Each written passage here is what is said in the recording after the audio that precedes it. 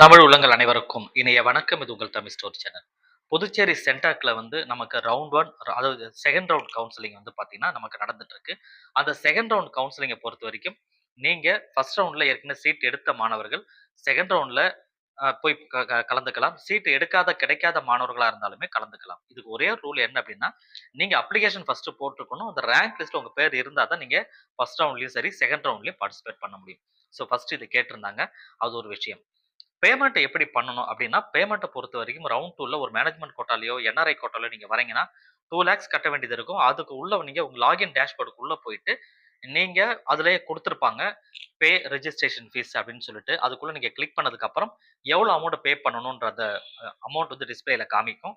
அத நீங்க பே பண்ணிட்டு வெளியில வந்துர வேண்டியதுதான். அதுக்கப்புறம் கோர்ஸ் பிரெஃபரன்ஸ் குடுத்துட்டு நீங்க சேவ் பண்ணிக்கலாம். அந்த டேட் 3 செப்டம்பர் 3ஆம் தேதி முடியறதுக்குள்ள நீங்க உங்க சேஞ்சஸ பண்ணிக்க முடியும். ஸோ இதிலயே அதனால கவனமா அந்த விஷயத்த செய்யுங்க. பேமெண்ட் பண்ணணும். 2வது fresh registration not allowed for round 2ன்றத நீங்க தெரிஞ்சுக்கோங்க. Thank you.